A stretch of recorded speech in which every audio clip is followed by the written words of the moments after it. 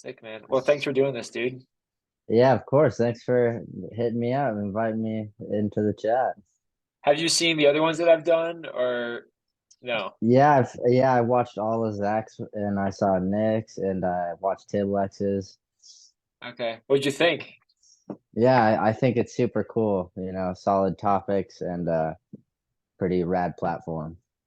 Yeah, I'm glad. Did you have any like what'd you think about Tibby's just what he was talking about or what he was saying? Did you have any thoughts?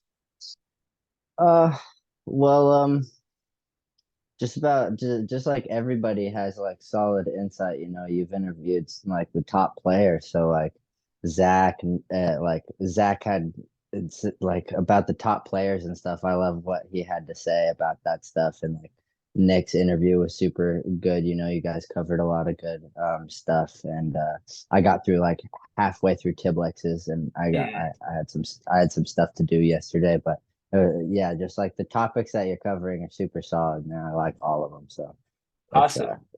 Yeah, yeah. I think like from what I've seen, a lot of people include you in the top 10.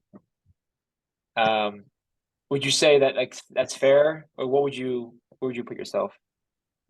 I mean, I don't know actually where I'd put myself. Why I never really thought about it too crazy. Yeah. So like, watching Zach actually like break it down and like you and him go back and forth on like statistics and stuff. It's like, it got me thinking about like top players and stuff like that. I don't know where I'd put myself, but I feel honored and it's crazy to be shouted out like that. It's crazy.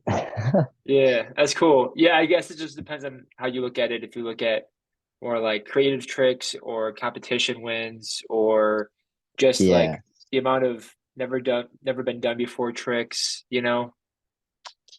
exactly. Yeah, Yeah. But I think Takia seems like Takia and Tiblex are on the top of most charts. definitely. I'd put them up there too, for Yeah, sure. cool. Oh, Yeah. Um, do you want to go through like how you first started Kendama and how long you've been playing and just kind of like your history and stuff? yeah, sure. Like, Well, let's see. I just got out of elementary school. It was like summer. I was going into sixth grade, and um, there was a festival. I forgot what festival it's called, but it's at this little property called the Wellsprings in between Ashland, Oregon, and Talon, Oregon. And it was a cool little. I think it was just like a day or two long get together, and Joshua Grove was there.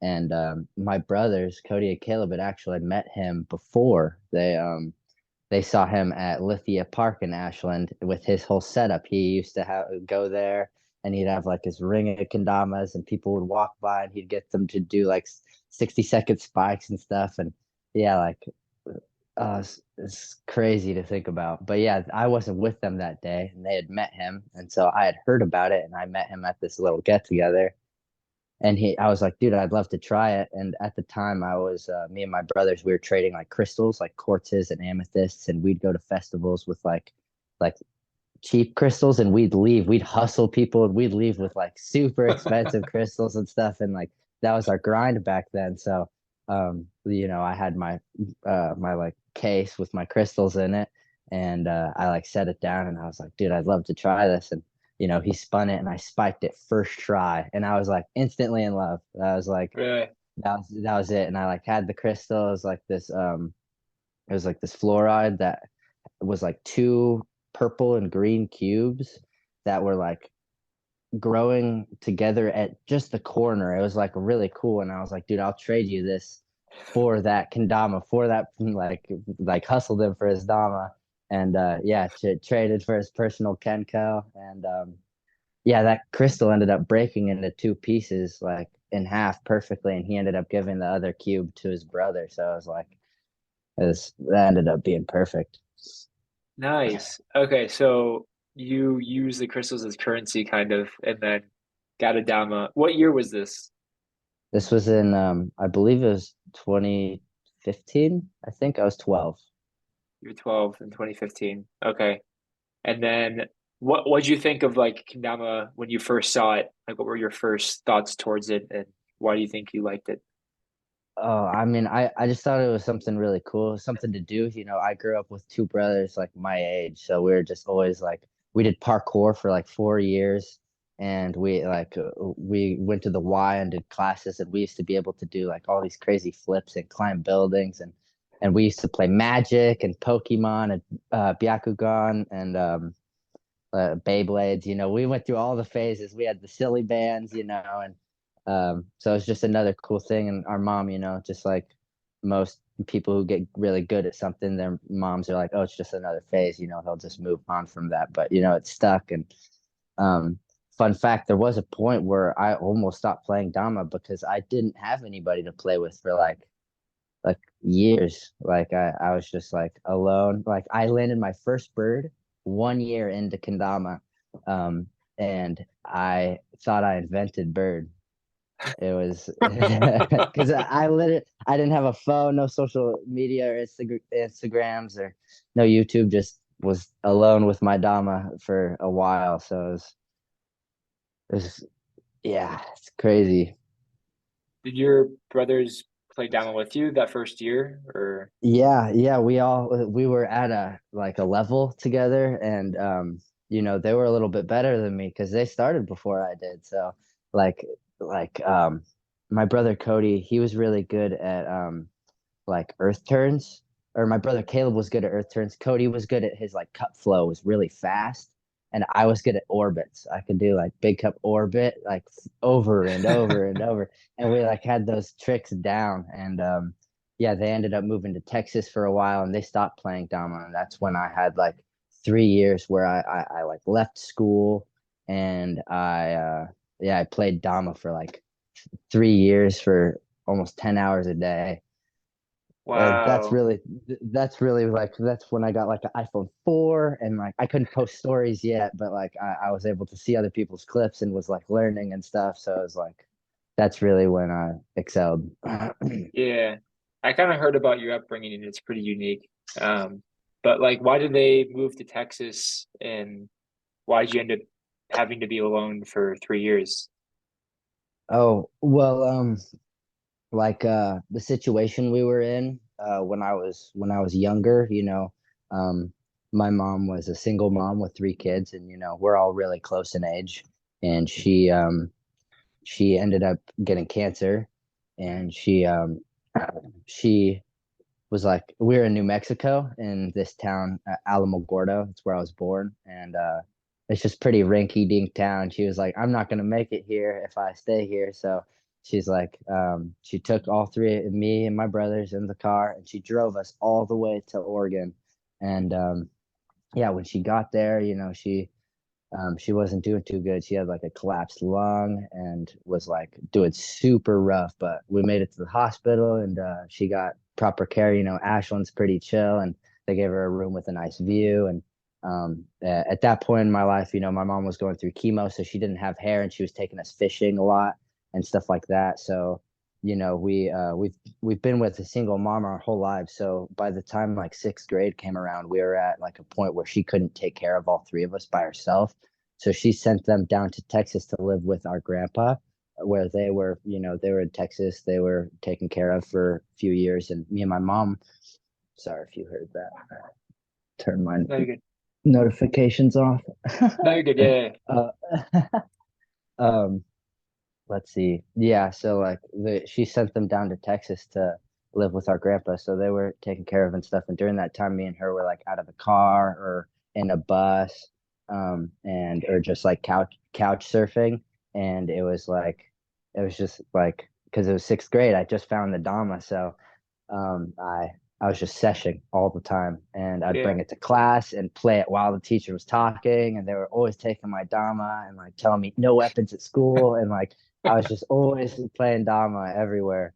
And yeah, I was known for it in my school, just like the kid who plays the Dama. Nobody else would play. I never got like to get anybody into it was impossible, but yeah. it was my thing. And yeah, I ended up like middle of seventh grade.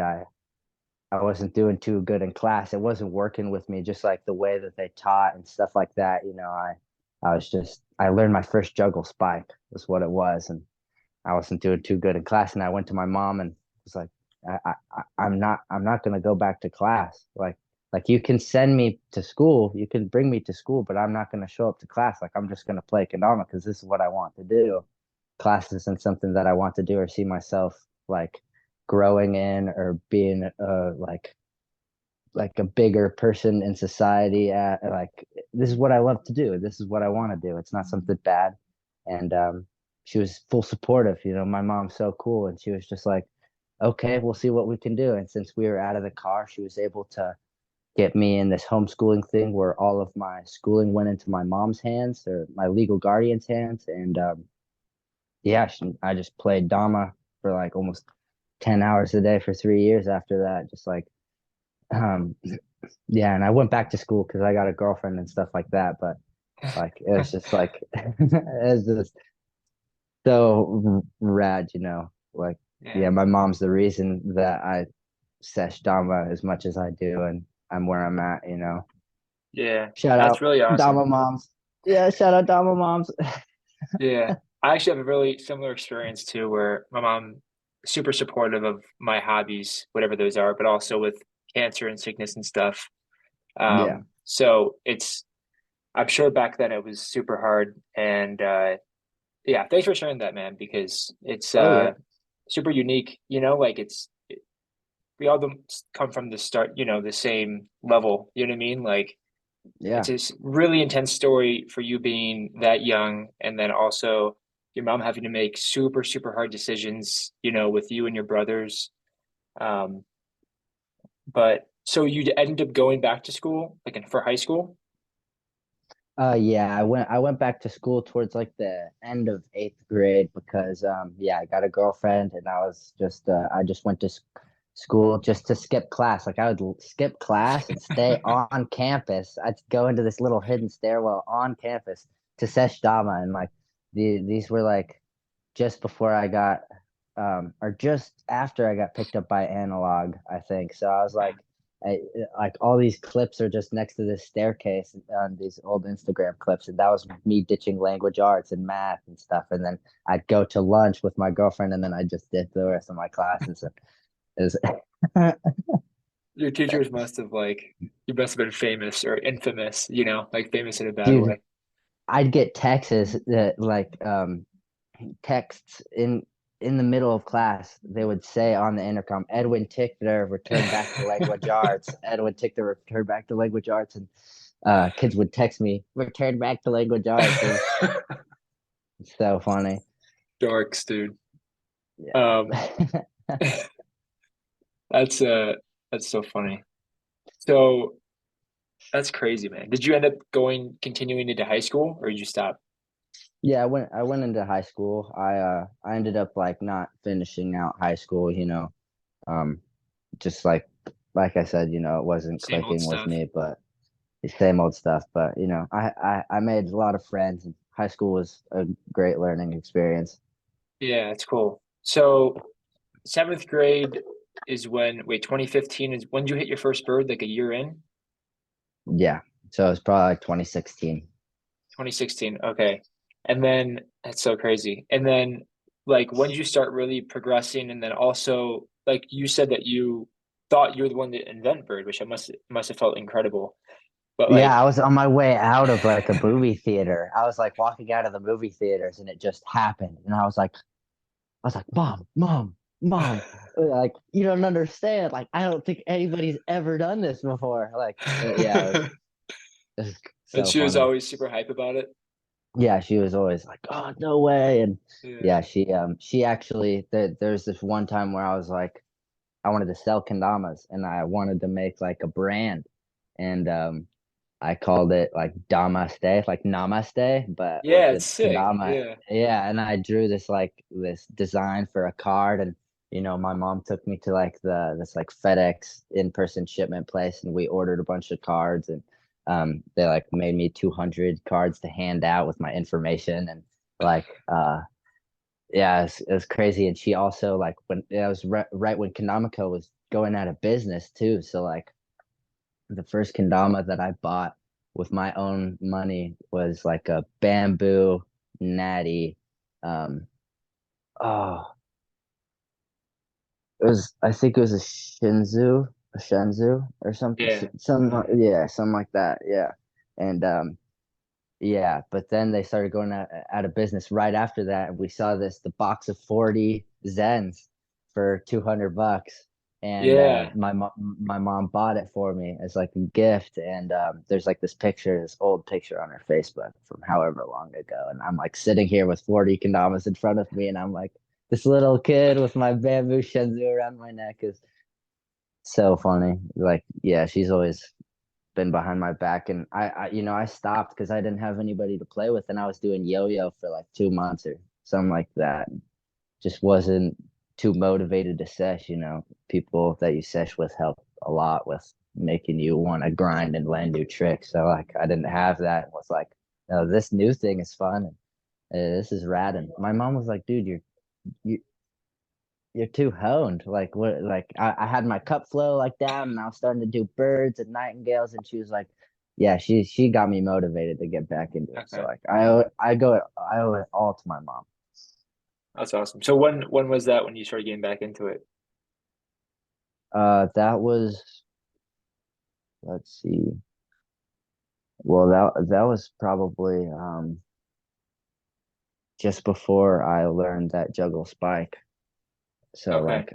like I got back into it just before I learned that. So like I was almost, yeah, I was like a year in, learned my first bird, and was like getting into it, and then lost motivation and stopped, and then my mom got me back into it, and then yeah, I started honing in again and got my juggle, and I was like, okay, later, like bye school. So around like seventh, eighth grade. Yeah, yeah. Okay. And then like you were playing a ton, especially like in eighth grade, hitting the hallway. But were you like what tricks were you doing? What were you grinding? Were you going for combos? Or were you just doing the same thing over and over again? Especially because if you had limited access to like what people were going for and stuff. Yeah. Well, I remember like walking through the class, or the hallways of my school, my middle school, and playing Dama, and something clicked in my head.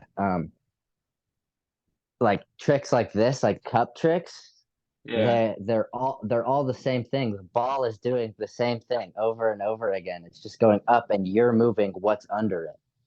The Mm. ball is just doing that. So if I get this down, then I could just do this so easy. So I'd sit there on one cup and just pop it up and down over and over and over again. And then like in eighth grade was like when I started to do late goons. That was when Ben Harold did his 28 Uh, trick Slater with all goons. I think that was like 2017. I think, yeah, eighth yeah, grade. yeah, And yeah, I was on the grind with those. That was when me and him were going back and forth on the late goons. And yeah, we were just going back. He was obviously way more ahead of me. And that was the year he was announced professional for Grand Theory at Sakura Classic, San Francisco. Um, but yeah, like late goons were my thing. I was getting into taps. I was doing I got six tap, juggle bird, and it was yeah. just like the hours. It was just the hours every day, sitting there doing the same thing over and over again. And then like, okay, what can I do to add on to that? And like, yeah, I've been realizing something more recently. It's never enough. That I've been saying that so much, dude. It's never enough because like with anything, you land it and you could have done it fast hands, or you might want it bird next time, or you might want to Yeah. add a couple of other things when you post it, or Yeah. it's never enough. So like, yeah, you can only get better. That's definitely like a even like a Buddhist philosophy of like no matter what you win, no matter what your top goal is, once you get it, like you're gonna be like, okay, you're not dead, you're still alive. Like, what are you gonna do Yeah, next, you know? what's next, dude? What's next? So it's Exactly. really just a process, you know what I mean? It's the process. That's what people say a lot. Yeah. So I feel like you kind of like the timeline jumped from like you doing like cups up and down to then all of a sudden seeing Ben like I guess it happened really quickly, but you got an iPhone 4, you got Instagram, and that's when you started being like part of the community is like through Instagram. Yeah, yeah, that was I mean, yeah, it was mainly through Instagram, and then I met these guys who ended up creating the group Rogue Dama. Yeah. I met Alex and Evan at this little, I think it was like Day of the Dead in Talent, and there was like all these like vendors and like this parade happening, and it was a cool little event going on, and they had a booth, and my mom had met them at this event, and I wasn't with her, and she saw all their kendamas and was like, "No way, my kid does that and doesn't have anybody to play with. Like, Yeah. what are you guys' names? What do you guys do?" And they were like, "Oh, we're gonna be at this thing." So they yeah, I ended up going there and meeting them, and that was like that was like the moment, dude. That it was crazy because I had seen Grove my first spike, and then when I met Alex and Evan, Grove showed up to the booth, and that was the first time that I'd seen him in like 2 years. So it was Oh like wow. that was a huge like moment at that booth, and they taught me gunslinger. Evan had gunslingers. I was like, what? And I taught them because they'd been playing for so much longer than I have been, and I had like stunt plane swap whirlwind, and Ah, they were like, what? And they were all about that, and I showed them that, and it was like, yeah, it was super cool. So those became my homies, and they were in college at the time. So when they had time to hang, they would pick me up, and we'd go sesh and film. And Grove was more in the valley at that time too, so we'd see him around, and we'd go to like the ferry ponds above Lithia Park and sesh, get all these clips. Oh, okay. So that's when you kind of got access to more tricks because they're more part of the community and they kind of show you some stuff to do, and then you exactly. do it. Yeah. Okay. Um, when did you start like doing a lot of taps and new gen stuff? Because that's around the same time, 2016, Ooh. 2017. Um, yeah, let's see, Rogue Dama. We threw our first RVKR, Rogue Valley Kendama Regional, and Haley Bischoff actually showed up, and it was super sick, and we I was doing there's old clips of me at this jam, and I was doing double tap, swap, bungee, juggle, juggle, spike. So I was like, I couldn't understand like the swap juggle out of a tap, and also I'd do like a bungee. I'd let go of the tama, bounce it back up, and then do my juggles. But Yeah. that was like I remember doing that a lot, and then I did triple tap right after 2017 Sakura Classic. I think right after that's when I got picked up by Analog, and then I did my first trip tap to Lighthouse, and Hmm. that's when I lengthened my string a little bit and had a little bit of like I mean it was like 6 fingers, and that was long back then, but like I had my long string like grind and was doing quad taps, and yeah, and then six taps, and that's just about all I can do. There's one clip, I think on like my 14th birthday I got 7 tap at a COTK jam in Portland, um, back when those used to be a thing. So what year was that Sakura Classic? 2017. Okay, and that was your first major event?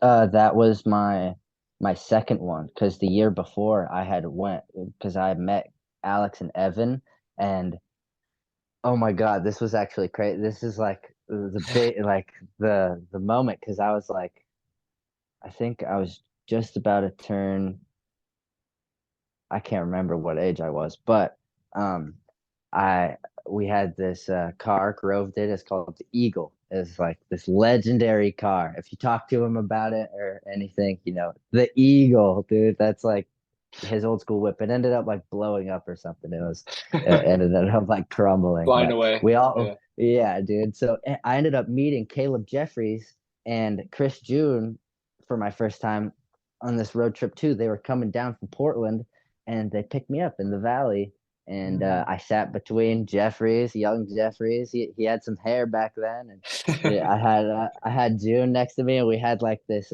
computer, like this gaming setup, and we were all playing Smash Bros. And Uh, um, oh, I'm forgetting this fool's name in the passenger seat, but Grove was driving, and yeah, we drove all the way down, and that's when I'm at Weeds, and um, Oh, down to yeah, I was Chicago? no, San Francisco. Oh, They okay. didn't So have you the guys, Chicago one okay. yet. Okay, Yeah. cool. Yeah, and that I ended up meeting the Gallaghers there. I remember being at like the hatch, being at the upstairs like part of the hatch, and like the Gallaghers were sitting there, and Nick did this full lawless 3.5 swap spike from airplane, and I was just mind blown. I was just like, Yeah. how did you do that? Like how can you track the 3.5 and count them and catch it so good? And he was like, I don't know. And it's so funny. And they were a little older, so they wanted to go out to like the bar and do some drinking. And the Gallaghers, they were youngins back then, so they um they were like going back to the hotel to do homework. And Grove just dropped me off with them, and they took me to the hotel, and I slept on like this pillow on the ground in a ball. And like it was, I woke up and there was like Cooper Eddy was in the room and William Pennyman, and I was like, oh my God. And it was, yeah, So you're all I ended fans up of like, them. yeah, I knew who all those guys were, and was just like mind blown, because as soon as I got my iPhone 4, like YouTube, like I was just grinding YouTube, and just like I watched the Kenko story over and over, and it's like an hour-long edit, dude. That edit is so good. Gotcha. Okay, so that's when Yeah. probably eighth grade, 2017, maybe into 2018 is when you started really. But how good were you compared to like the Gallaghers and in general, the general community for competition? Like, were you impressing people, or were you still like trying to progress and get up there? Well, that one, not really. I Okay. tried to sign up for the event, my first Sakura Classic, where we went in the Eagle, and it I tried to sign up for the actual open, and I accidentally signed up for uh speed ladder, and Mm, and I made it through my first round, and then I don't know, I messed something up in the second round, and I was out. And I remember crying. And Grove, he's always been like my guru, dude. He's always been like the teacher. He pulls me aside. He like gave me some wise words and about like it's just a lesson and what you can do yeah. better next time, and just like to have fun. And yeah, like that was my first loss, and like learning about all like the feelings and how all that stuff. Yeah. um yeah, so I wasn't really impressing anybody, but I do remember on the last day when everybody was like flying out, there's always like a little jam, a little last day sesh, and Weens had his camera out, and I was like, he asked me if I wanted to do a like film a clip, and I was like legendary Weens just asked me to film, like there's no way. He's the film master. And yeah, we just went up against a brick wall, and I got double tap, juggle, down spike on a bonsai, ash bonsai. And I remember my face in the clip I landed. I was like, it's, and we like watched it. Like, I mean, he let me hold his camera, and I watched it like 5 times, and he like set it in slow mo so I could just, well, and I was Mm, just so mind blown that I even landed that. And yeah, that was the kind of right after that is when I learned triple tap to lighthouse, and that's when I started okay. like So really. Analog picked you up, but I guess you were impressive enough, right, for them to pick you up? Yeah, They saw the potential in you. yeah, they were a little concerned about my followers and stuff like that, but I was already like, there was this guy when it was my 14th birthday. I went up to Portland, and I met this guy that was running this account on Instagram called Dama News. And that was like a pretty, I don't know if you remember that account, but it was like there was a lot of Kendama news, and a lot of people were tapping into it. And he started a little company that didn't really blow up at all. It's called Fritz Kendama, or Mm, Falcon Kendama, something like that. And yeah, it was pretty funny. And the only design he did was like this natty clear coat tama, and the around the bevel was just like 30% blue. And mm. I mean, yeah, it was super clean. I got my first I kept that Dama for a long time. I might have that Tama like laying around. But I remember I kept that for a while. I got my first dub goon to wing on that Tama. Those were pretty honed. But I had that little sponsor, and analog was just like we don't know about your followers. That was like the big thing because I only had like 200. Like nobody was looking at my stuff, and they were like, but we see your tricks, and they were just like, they just gave me a dama right then, and we're just like, here, like grind on this, and I ended up just making like a terrible announcement edit on my I got like it was on my fork. I was just filming on like this toaster, dude. It was just Potato. Yeah, yeah. yeah, exactly, dude. It was so garbage. But yeah, they edited it up for me, and it was the first time I was getting like a kendama every month, and I was like blown away. You made And it. yeah, yeah, I made it. And then it was almost a year that I was on analog, and that's when I got picked up by Deal With It, right Mm. after MKO. Okay, Uh, and that you went to MKO. yeah, MKO 2018. So 2017, especially after Chicago, I know you were playing like all day before that, but is that Yeah, when you I really went to started going this. hard? Yeah, like right after the San Francisco Sakura Classic, like Oh, I see, was yeah, yeah, I was getting down with the Dama, I was really, I was like gotta see the community in person. I was like, these guys yeah, aren't like fake. This isn't like a not real thing, this is fucking yeah, big and yeah. I can grind on this. So I was like, yeah, it was cool. So I started getting down on the Dama pretty hard after that. I had nothing else to do, and my brothers were still in Texas at the time, so I was just grinding, and What do you think yeah. makes you play that much all day? Like, why do you think, is it just because you're bored or you just are obsessed with it, I don't know. Yeah, I think it's like a mix of things because at the time, like in middle school and in elementary school, I had some issues at a younger age with like my dad and stuff, and so Mm, like I had some like mental problems with like I'm also like chemically a little bit imbalanced in the brain. So like I had some issues a little bit when I was younger and towards middle school when I was going to like therapy and stuff like that. And mm, like and I just stopped going to things like that and just played Dama all the time. And it really like tapped me into like myself. And I'm way more chill now. And on it's like Kendama has been like there for me since day one.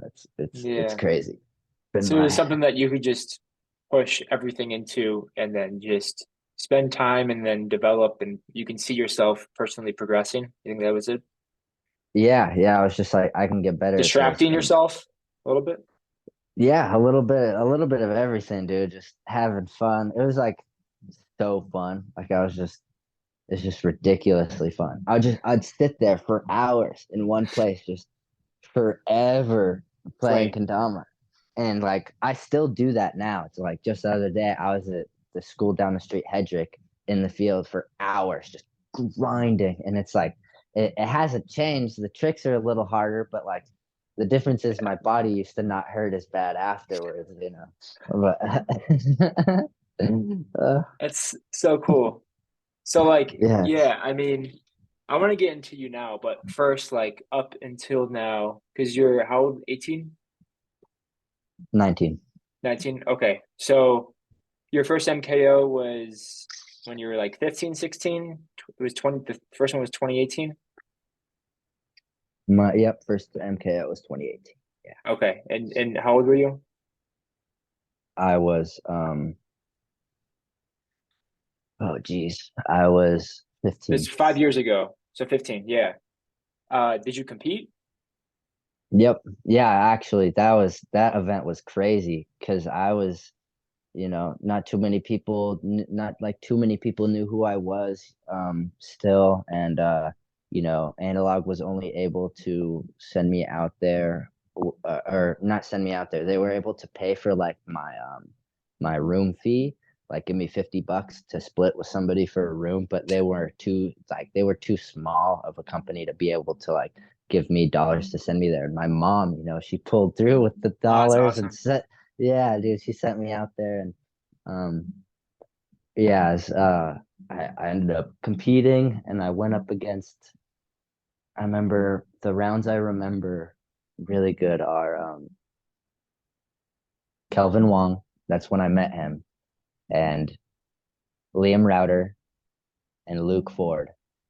And yeah, it's crazy. And Luke Ford, he was about to get me out on our round two. He got 2 points and I had zero, and he landed double handle stall flip. And I was just playing on like this hickory squab from analog, and he landed it so clean. And he looked at me, and I remember his look. He had like his arms up, crossed. He was like chest all puffed up. He's like, what? Looking Please down miss at this this. little Please miss this. Yeah. right, dude. It's like this little kid will not land this. And dude, I remember I double flip, and in my head, I did not think I was gonna land that at all. And it landed and slid and was all crazy. And yeah, it stopped, and I held it, stared at it, and pinned it. And he was like, I like looked up, and he was like, no way. And then yeah, that was crazy. And then I ended up bringing him back. I like brought him back and beat him.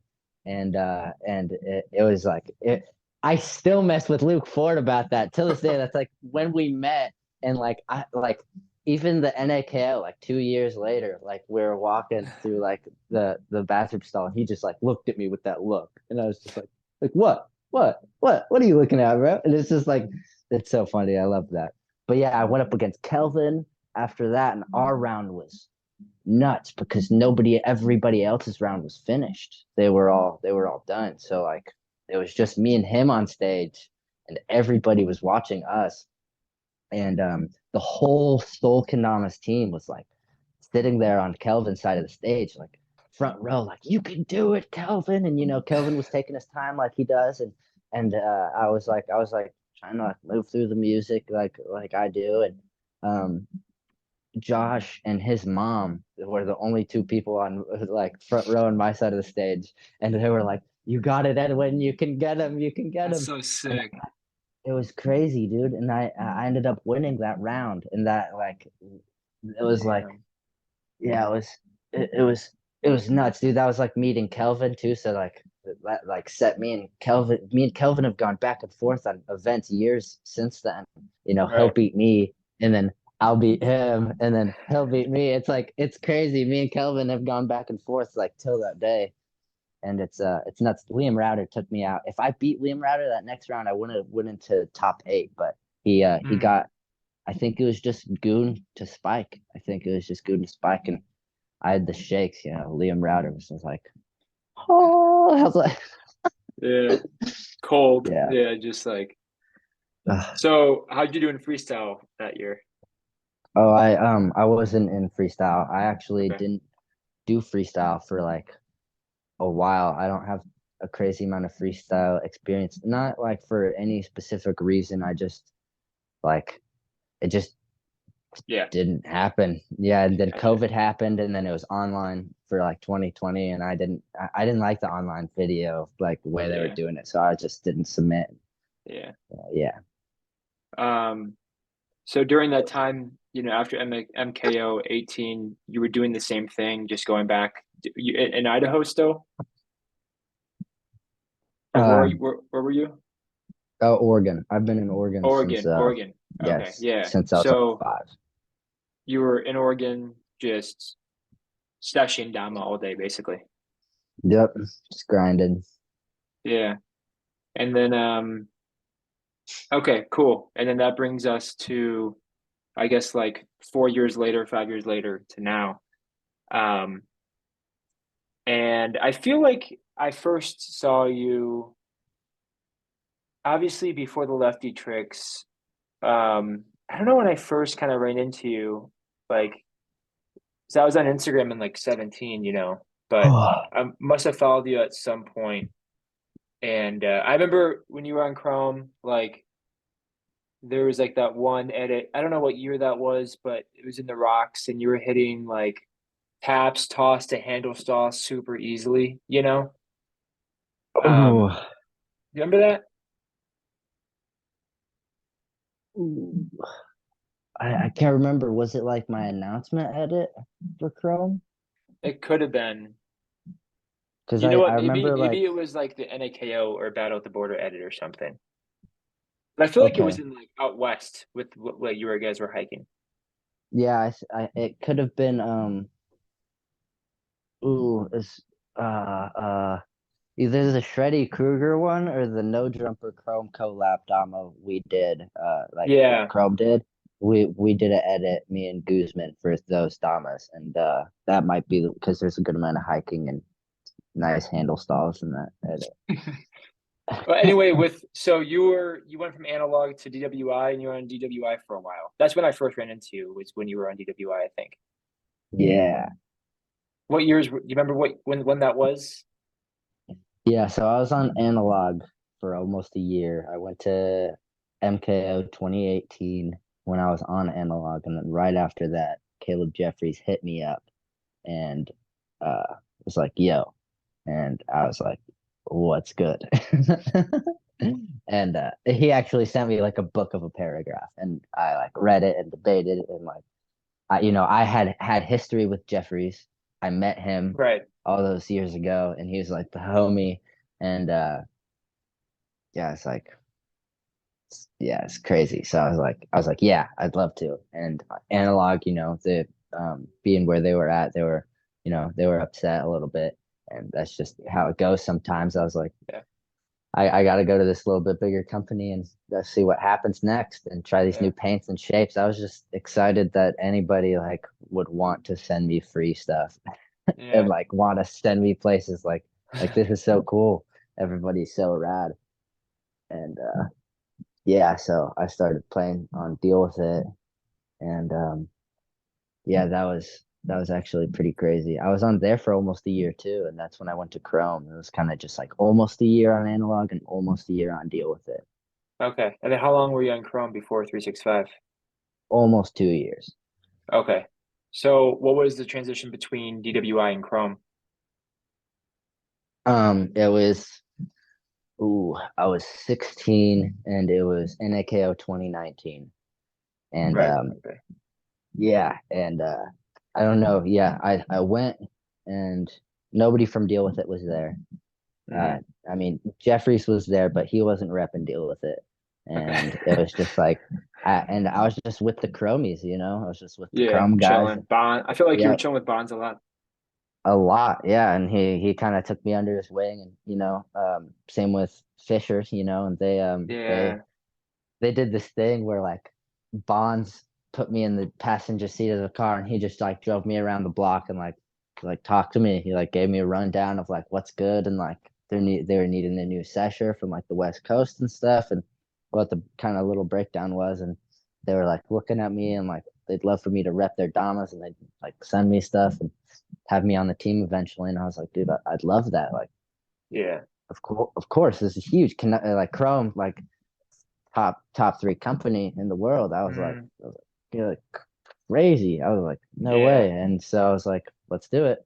And deal with it was pretty upset. They took my announcement video off of YouTube, which it's one of my like favorite edits I've ever made. Oh, It's on the Rogue Dama YouTube. If you want, like, if okay. anybody sees this and wants to watch that edit, it's on the Rogue Dama YouTube, dude. It's crucial banger. Yeah, that's So the it's OG a, guys from your experience were the ones that still hooked you up with the announcement edit. Did they download it? How did they get access to it? well, yeah, I had the clip, like we had it, all Oh, the you had the clips and all video. the stuff. Okay.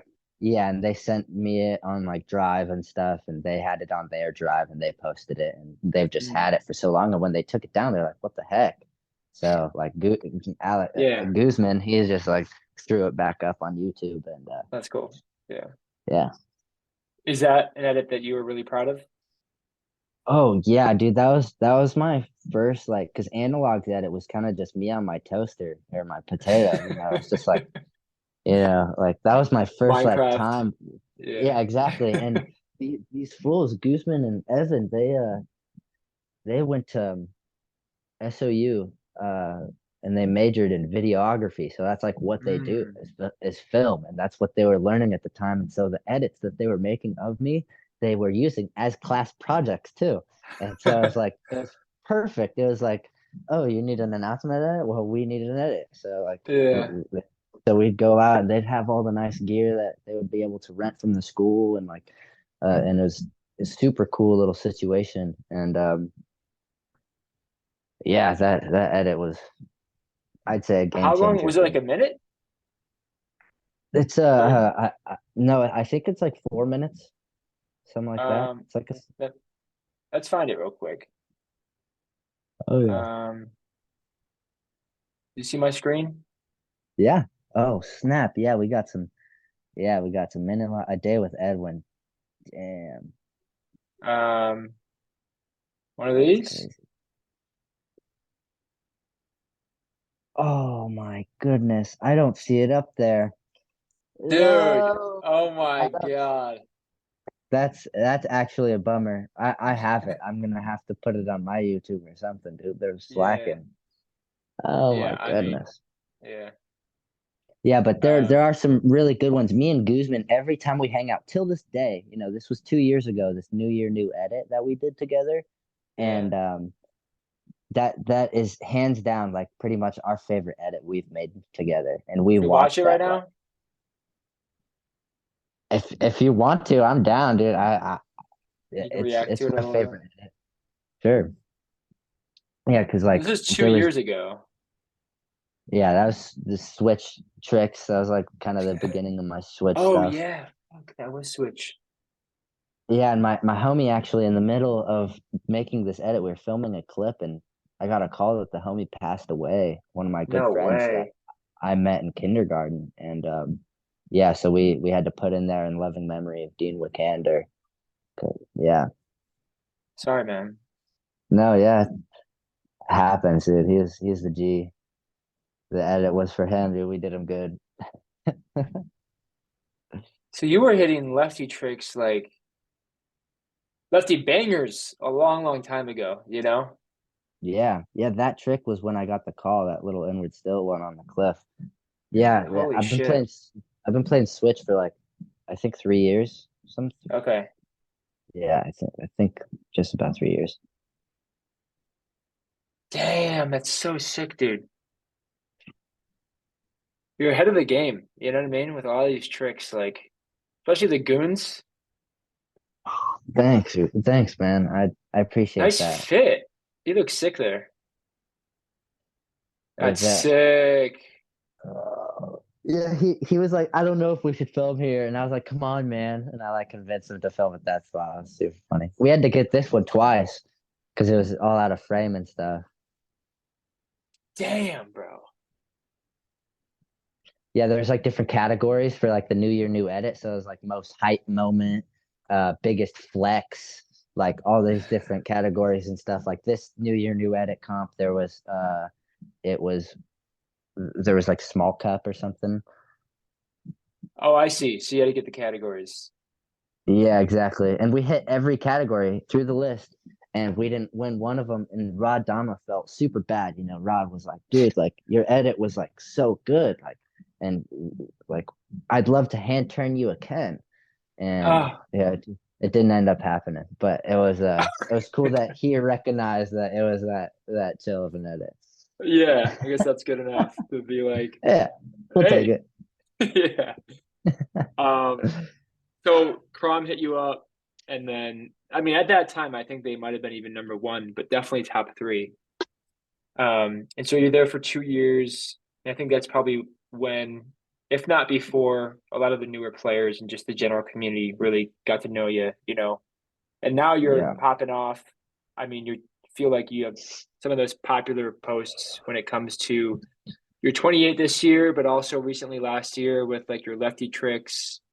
Um, are there any tricks like you feel that you are most proud of? Like it took the longest to grind, um, and you finally hit it. Like, is it like the inward triple still, uh, tray lefty, or another trick the last few years? Uh, well, this clip hasn't been posted yet, but I got uh single goon, late dub goon, late trip goon, late quad goon to spike when I was at battle, and that like we were supposed to get that for my pro announcement edit, and it just didn't end up happening. We filmed it 3 times for like 2 hours, and when you catch that single and then you throw the double and it smacks right there in your thumb, and then you throw the triple, it's like twice as fast. It smacks there again, and then dude, by the end of each test, my thumb was like that much bigger, and it was like, No way. yeah, it was crazy. Like, Yeah, you're and not doing a juggle where you catch like this. You're going straight. straight into each goon, and it's just Holy like, shit.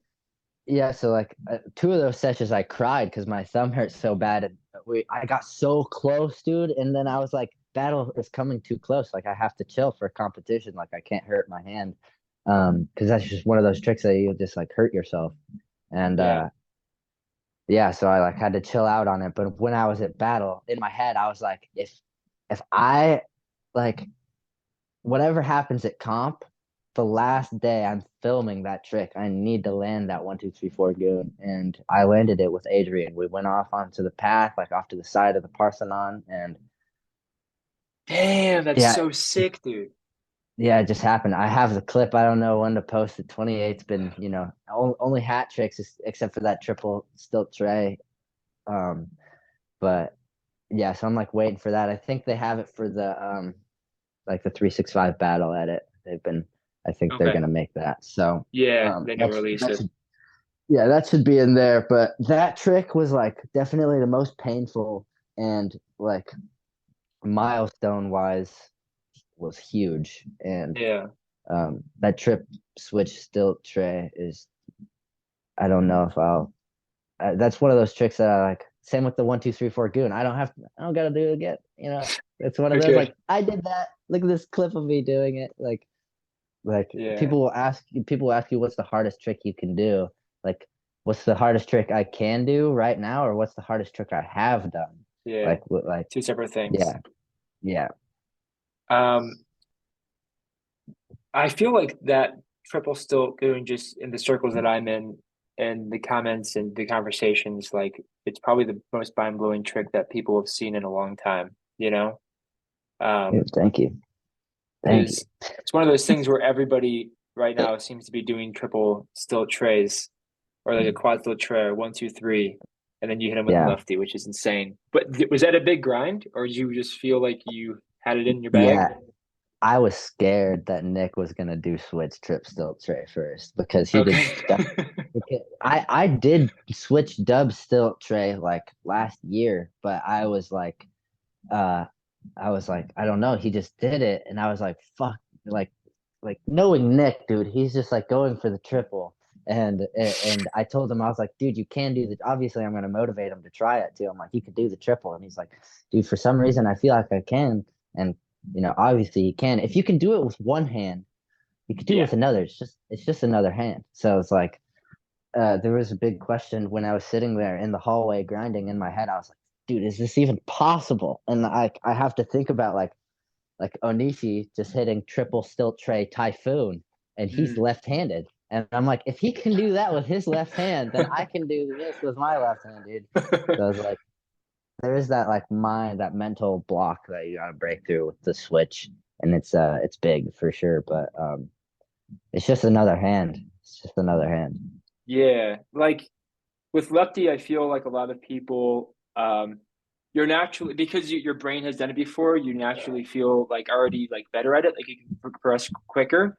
But the coordination isn't there, Yeah. where like it just feels, if you throw with your left hand, it just looks terrible, you know? Yeah, But is it's the that muscle. something that do you like? You work through that obviously, right? Like if you did five juggle spike, it would look really clean, just like your right hand, or does it still feel weird? Well, it obviously feels a little weird, and I'm starting to get to a point where like, when I started playing Switch, I knew in my head that I have to like well, I started playing Switch in general because I only had I was injured. My right Yeah, wrist was messed up. And if you like see my old clips, like for years I've been wearing a brace. Still to this day, you see my right wrist in a brace in some of my clips.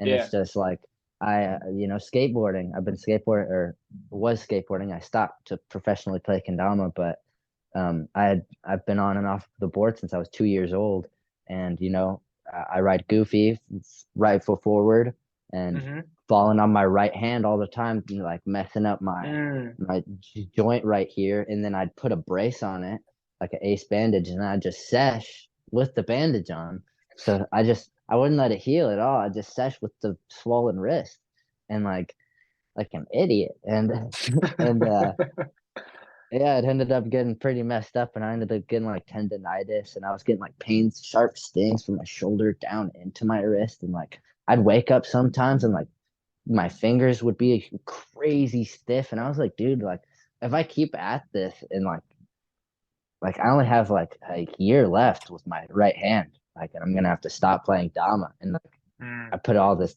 the love and energy into it. It's the thing I love to do. It's everything to me. And yeah.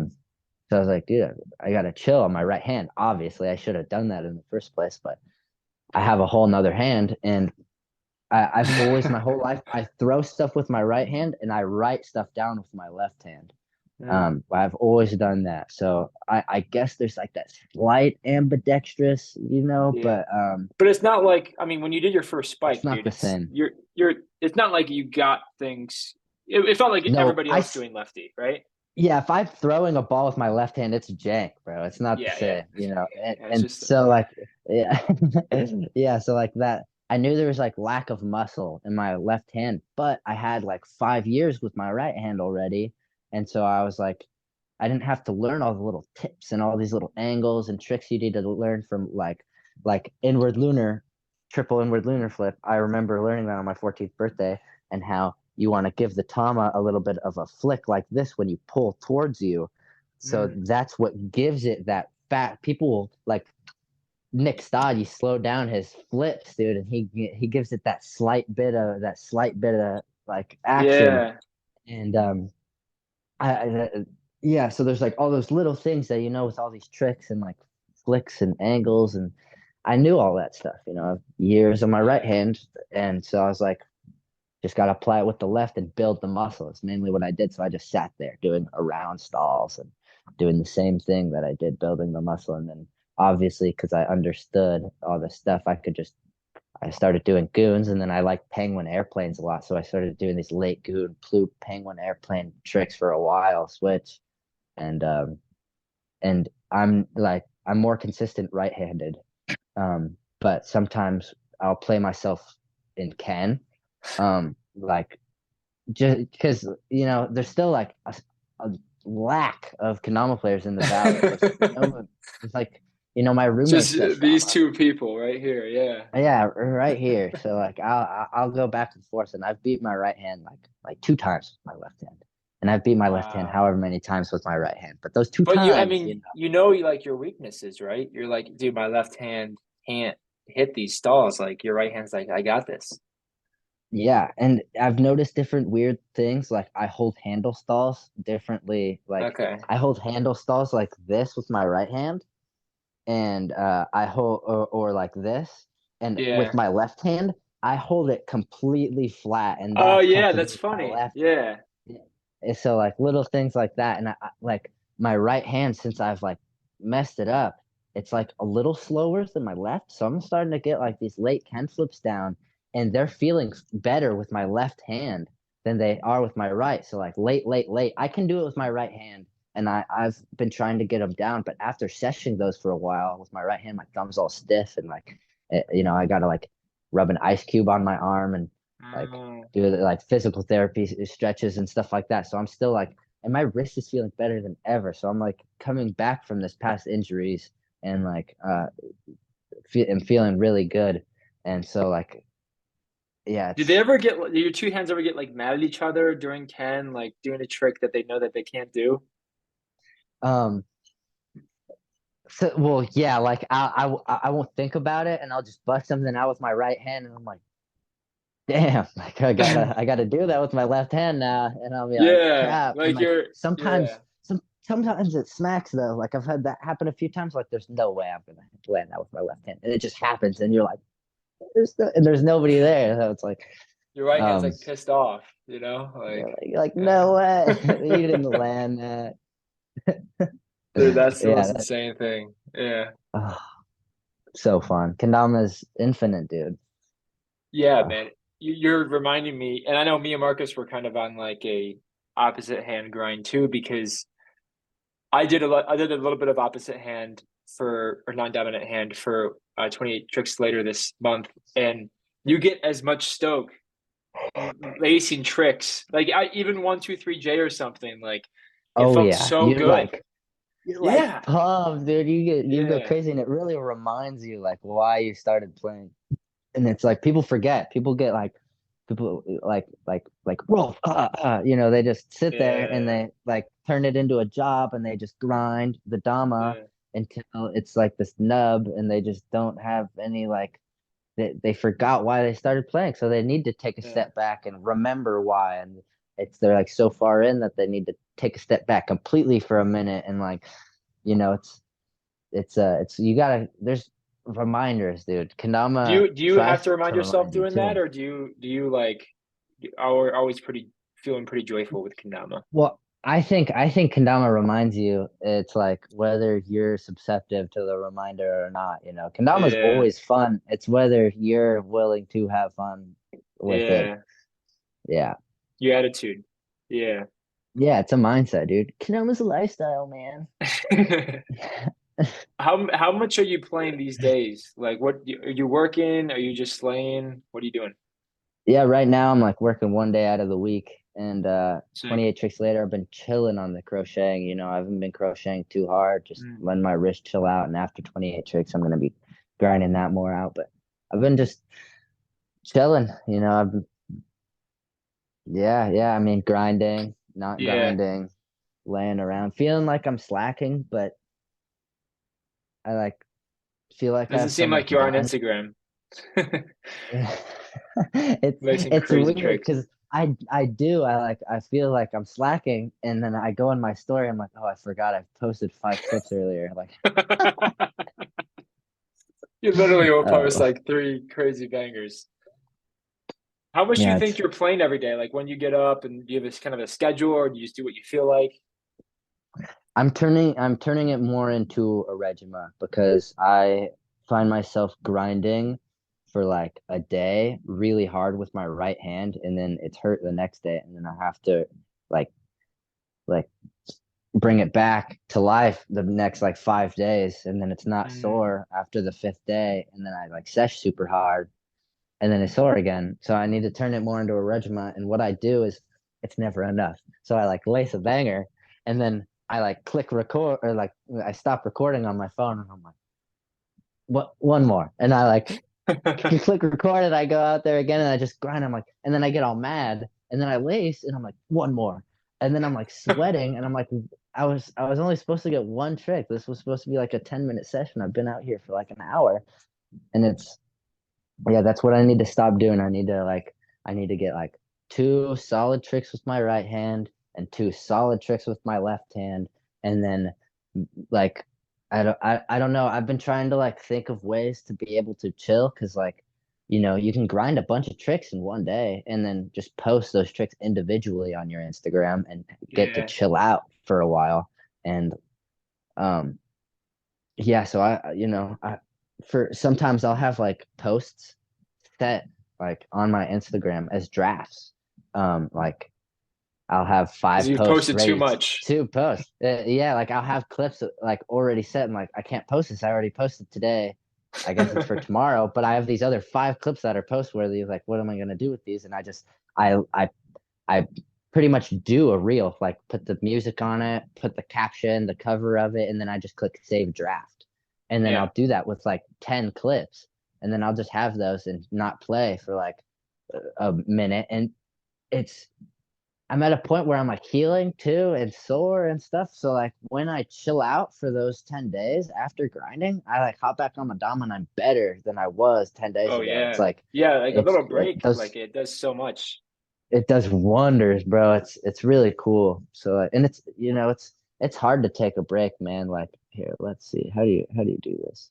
Uh uh Share screen? yeah, like yeah, Oh, this okay. stuff is just it's all over the place, dude. These kanamas are everywhere, and it's like yeah, it's hard to stay away from.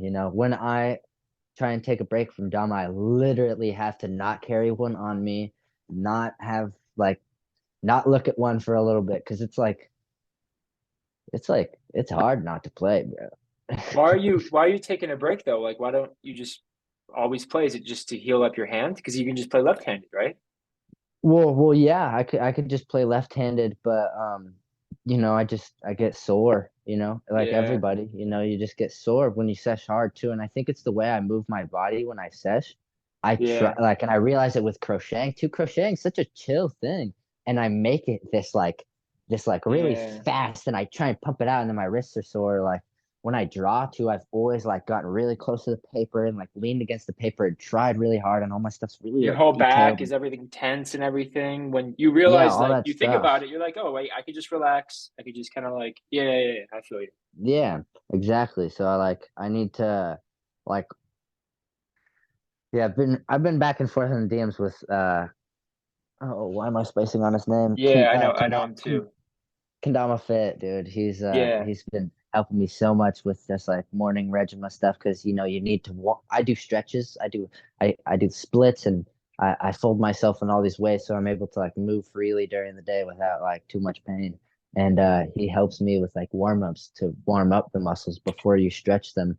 And like I have this guy to roll myself on, yeah. like to like loosen the muscles before I stretch them so that they're all warmed up and ready. So like I've been getting honed, dude. Like I'm feeling really good.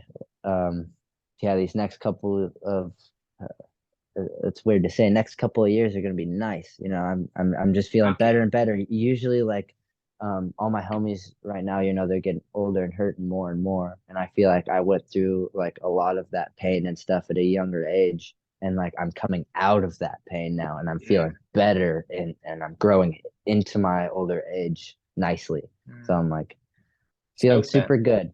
And I'm trying not to like lose my head too. I'm just trying to focus on what I need to. I'm getting my passport this year. I'm trying to go Sick, to as many events as I can. And sick. yeah, I'm new pro mod, Yeah. like, Hype. yeah. Yeah, Are it's you going to sick. KWC, you think? Yeah, we're gonna try and make it out there. I think the one more on our radar is catch and flow. Yeah. Just like for the time of year and when it works out. So yeah, we'll see what happens, in due time. But Do you have a uh, goal of like, do you think you'd be sick to win KWC one year? Like, would you have, is that a goal of yours? I think, I mean, You think it's too hard? no, I wouldn't set my limitation like that. I think that if I'm feeling good enough and I'm in a mindset, I could go up there like Nick did that one year and just kill it, Mm, and I feel like anybody who's honed enough can do that, and anybody yeah. can have that moment. Like this kid who just won catch and flow. I've never Yeah. seen that little kid in my life, dude. But Yeah, Shinosuke or Shinosuke. Yeah, yeah, yeah. yeah, he's just there in that moment and he slaughtered everybody. So it's just Yeah. like, you feel it good enough, it could happen. I think, how I go about my like day and my mindset is like everything happens for a reason. So Yeah. like Battle at the Border, like that lined up so perfect the way everything happened at that event. And I feel like when it lines up like that, you're on the path you're supposed to be on. So like yeah, I'm where I'm supposed to be right now and I'm doing what I'm supposed to do, and it feels Yeah. good. So like catch and flow, I think I might have more of a chance of like doing super good at. But Mm, KWC, a lot of people in the valley that have seen me since I was like younger Dama player come into this like more of an adult, um, they're like, this is the world champ. They've like been saying that for years to me, and it's like they've set that goal for me. But yeah, I'm like, we'll see what happens. I'm more chill. Like I want to go to Japan, meet like high receipts and like all the fulls. So, like I want to just chill. And have if fun. if the comp goes well, the comp goes well, and I know it's just gonna be a great time. Japan's the dream. When I was 13, like just starting out Dama, I was just like my dream. Mm, Just before that was to be a pro skater, and then mm, right after that, I was like, I want to go to Japan when I'm 16 and win Kendama World Cup. That was like my dream. And then 16 came, and I was like, that's a little hard to reach without your passport. And like, mm. you know, years later, I'm more of a position.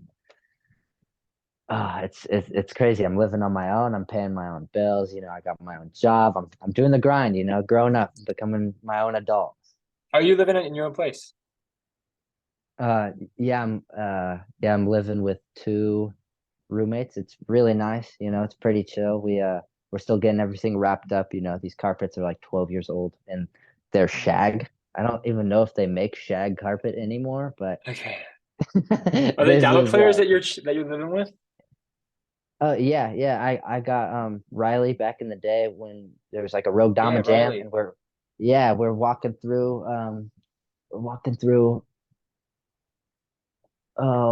Bear Creek Park, and Mm, he was working. He worked at the YMCA, and he's like watching all these kids, and we got him into it, and it was super cool. We ended up doing like a school presentation at a YMCA camp, and it was like it was at a school, and the YMCA camp was at the school, and mhm.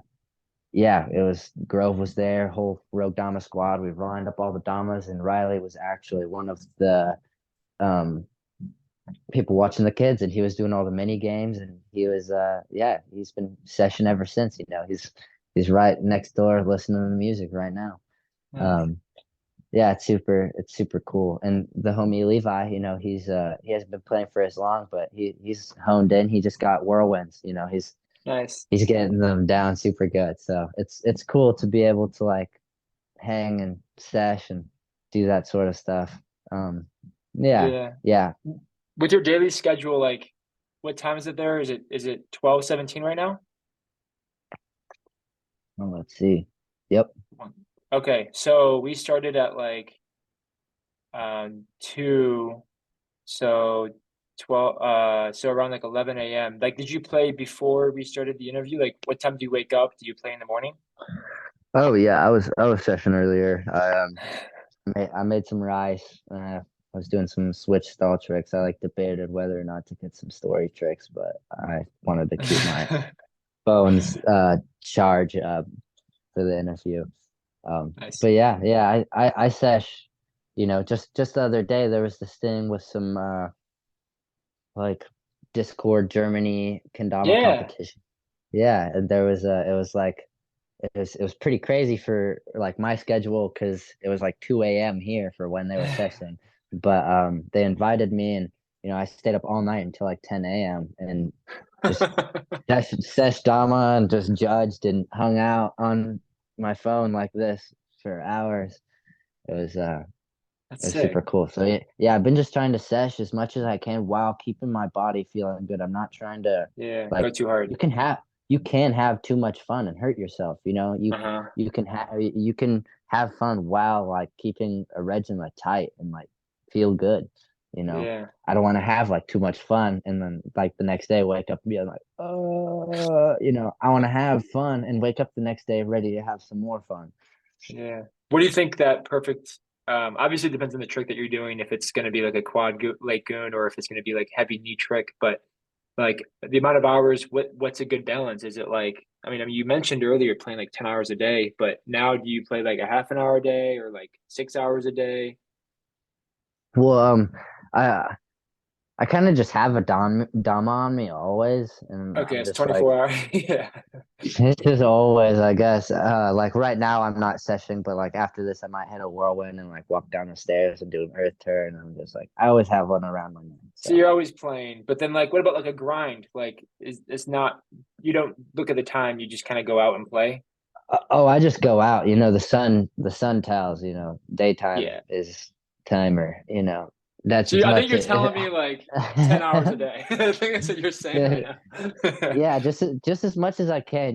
Nick, he asked me the other day, and I'm just like, he asked me for a specific, and I was like, I'd say 4+ hours around.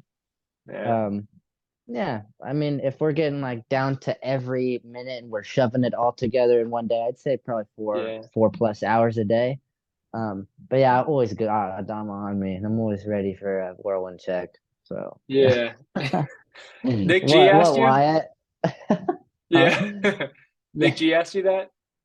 Yeah, we were talking because he hit that that dub stilt tray, and I was like, he tagged me, and I was just like, dude, this is nuts, bro. Like, because I remember seeing him doing quad stilt flip like years ago with his right hand, dude.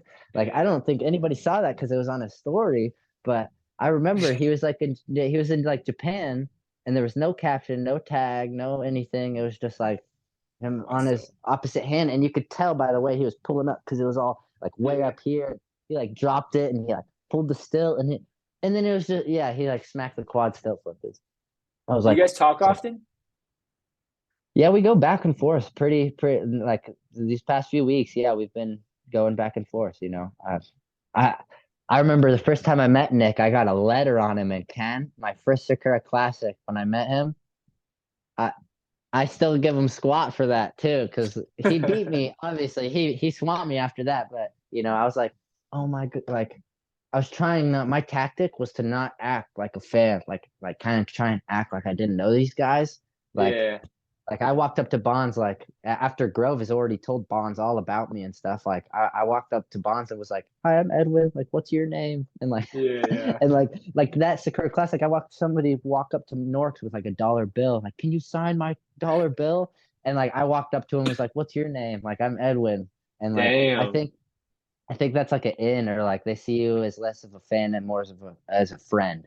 Um, Yeah. so I met Nick like that. What like who are you? You're crazy. Like what's good? And I was like, let's play Ken. And he was just like, okay, you can go first. And I was like, okay. So I do a one turn airplane, pressure, yank spike. First try. It was just oh my, it was crazy. And he was just, oh my, no way. And he missed it both tries. Because he did the one turn airplane, and I was like, oh my God, he has a chance. And he missed Yeah. it, and then he missed the next one. And I was like, oh, I got a letter on Nick Gallagher, dude. There's no way. And I feel like that really hit hard with this battle at the border, second place, because like I thought that Zach was gonna swamp me. I thought he was just gonna take me out, just like that game of Ken.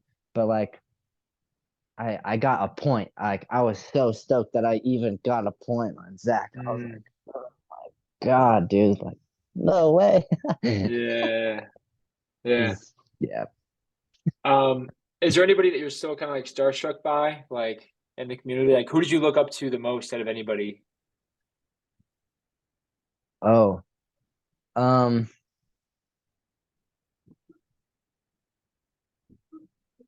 Kevin DeSoto, Oh yeah, him, Grove, yeah.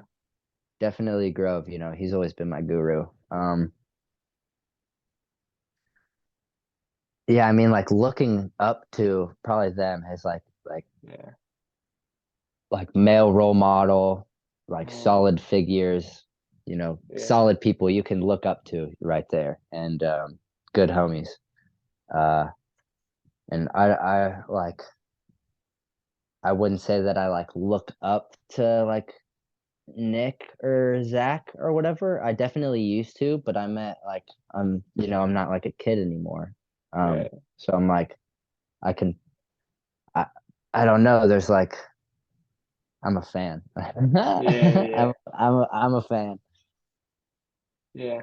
Cool, man. Well, I appreciate you talking with me, dude. You're definitely like, yeah, super cool to have you in the community because of how much you play and your dedication and your attitude towards Kendama, like how much fun you have. Like you can feel that in the clip. And obviously sometimes you get frustrated because of how much you care about Kendama and how much you want to lace a certain trick. But I think it's inspiring to everybody.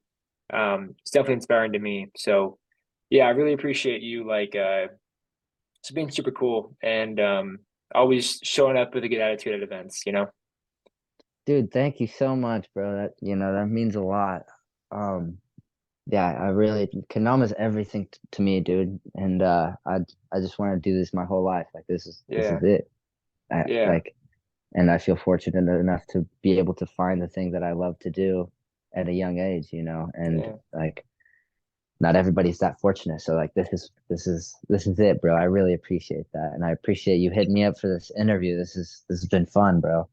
yeah, man. Yeah, well, keep going. Like we're all rooting for you, and well, I think a lot of people just feel proud of you because you are younger, than like the OGs. Um, and yeah, man. Yeah, and like you're friends with everybody. We're all friends with each other in the community. So Yeah. it's so cool that, just past Kendama, we have like real significant friendships and relationships and stuff, and we can be there for each other during certain times. Yeah, definitely. It's amazing, dude. Kendama is Yeah. it's a whole thing. It's Yeah. a whole thing. All right, bro. Well, love you, man. I'm gonna upload this probably later, but Hell yeah, yeah, G. really nice talking to you, man. Yeah, nice talking to you too, bro. You have a good rest of your day. All right. See you, bro. Yeah. Peace. Peace.